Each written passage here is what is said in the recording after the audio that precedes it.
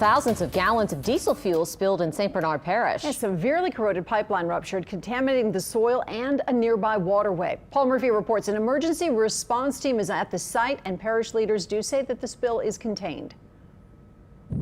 TV crews were kept about a half a mile from where more than 300,000 gallons of diesel fuel spilled into the wetlands between Bayou Bienvenue and the Mississippi River Gulf outlet. A 16-inch diameter line operated by Collins Pipeline ruptured there more than 2 weeks ago. Much of the fuel ended up in two artificial ponds called borrow pits. The surrounding marsh was also contaminated. The pipe's fixed and it's going to be a long cleanup. We don't know exactly what that entails, but we're trying to get some of that information. Soiled birds, alligators, snakes, and other creatures are now being cleaned in this warehouse on Parish Road. According to the Louisiana Department of Wildlife and Fisheries, the spill killed more than 2,500 fish and more than 100 animals. The good thing is it was contained in a small area from what we understand now. Collins Pipeline is a subsidiary of PBF Energy Incorporated, which owns the Chalmette Refinery in St. Bernard.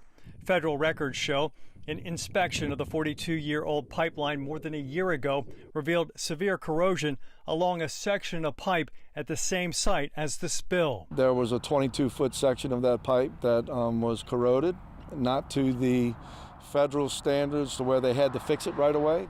So far, crews have only been able to recover about 7,700 gallons of the more than 300,000 gallons of diesel that spilled in this environmentally sensitive area. I believe this is going to be a long-term cleanup. Parish leaders say they were notified about the spill on December 28th, the day after it was discovered. But the public didn't learn about it until this week. Paul Murphy, Eyewitness News. The Collins Pipeline is 124 miles long, with 48 miles of it in Louisiana, the rest in Mississippi.